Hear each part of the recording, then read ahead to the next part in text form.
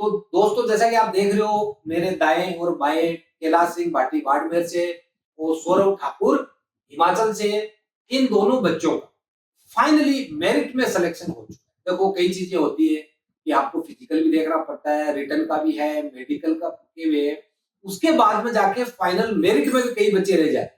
यहाँ जो मेरी डिफेंस में जो भी बच्चा आता है, डॉक्यूमेंट से लेके फिजिकल, मेडिकल, इन बच्चों की पढ़ाई है, इनका डिसिप्लिन है, ये आर्मी रूल के हिसाब से इनका डिसिप्लिन, यहाँ बच्चों को कूट कूट के भर दिया जाता है। कोई मेरे बोलने से नहीं हो रहा, बच्चे सामने बैठे हैं, ये अपने मुंह से भी आपको बताएंगे कि यार लकी डिफेंस एकेडमी, भाई डिफेंस एकेडमी तो बहुत है, क्या हिमाचल से क्या राजस्थान में आया तो क्या बाकी डिफेंस एकेडमी नहीं थी? हजारों एकेडमी है इसके रास्ते में, हिमाचल में भी प्रॉपर है, लेकिन इसके पापा आर्मी में है। एक आर्मी वाला आर्मी की प्रॉब्लम समझ सकता है, या वो देख सकता है कि हाँ इस बंदे में कुछ दम है, या कि इस एकेडमी में दम है। कई ऐसे जो फर्जी फौजी लगा के भी कई कुछ फलाना ढिकाना, चलो उस टॉपिक में मैं नहीं जाना चाहूंगा, लेकिन मैं आपको बता दूं इसके पापा का भी एक वीडियो बनाया हुआ 8 से 10 मिनट का है, उसमें भी इसके पापा ने काफी अच्छी अच्छी बातें की, ऑन ड्यूटी है इनके पापा। और कैलाश पहला बंदा मेरा स्पोर्ट्स भर्ती से इसका सिलेक्शन हुआ है, तो हमें बड़ी फक्र है, मेरे को, मेरी लकी डिफेंस एकेडमी को, कैलाश को। कैलाश के पापा भी यहाँ मेरे से मिलकर गए, तो कैलाश कुछ चीजें बताएगा, आपको बताएगा कि जो बंदे भी तैयारी करने वाले हैं उनको क्या करना है। और मेरी डिफेंस में यहाँ उतनी बाड़मेर से यहाँ से चल के आया मेरे पास, तो उसका क्या रीजन है, यहाँ इसको क्या अच्छा लगा, क्या खराब लगा, पूरी आपको पहले बताएगा आपको कैलाश सिंह बाड़मेर। कैलाश, अपना इंट्रोडक्शन दीजिए अपने भाइयों को, जो आपके छोटे भाई जो तैयारी कर रहे हैं।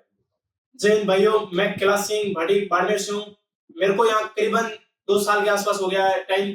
लेकिन सर्वप्रथम मैं जब यहाँ आया था तब मेरे को, मैं 1-2 राउंड निकाल के मैं बैठ जाता था, मेरे को प्रॉपर 16 मिनट दौड़ना भी नहीं आता था।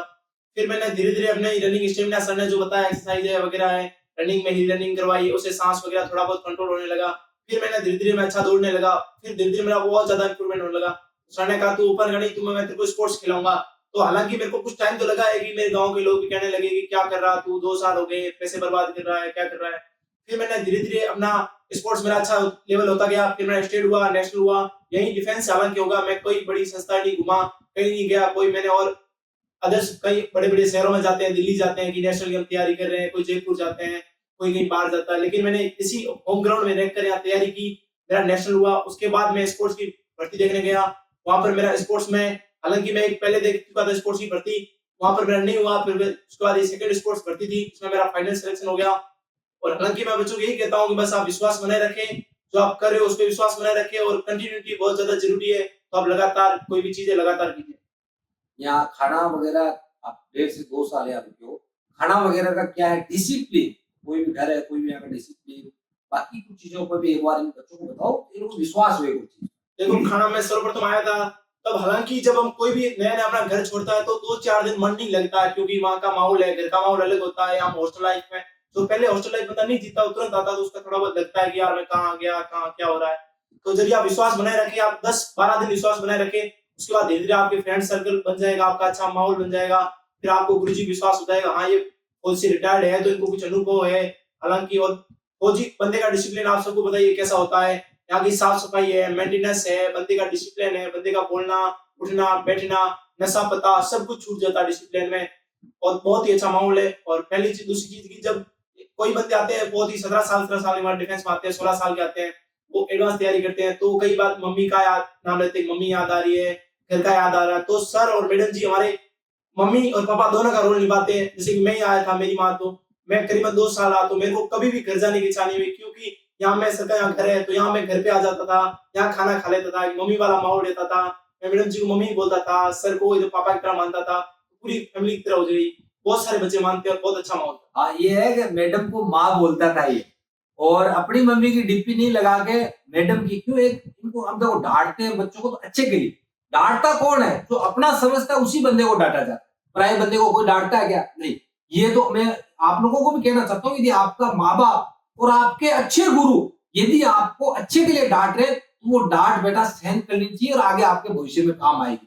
तो जैसा कि अभी कैलाश ने बताया है कि यहाँ डिसिप्लिन है, खाना पीना रहना, पढ़ाई लिखाई, फिजिकल मेडिकल सब चीजें यहाँ है एक ही जगह। और इस बच्चे ने फाइनली सिलेक्शन दिया है, जो आप लोगों के लिए भी, मतलब इनसे आप जो लगा हुआ बंदा उससे कुछ सीखना चाहिए, जो नहीं लगा हुआ वो आपको क्या सिखाएगा।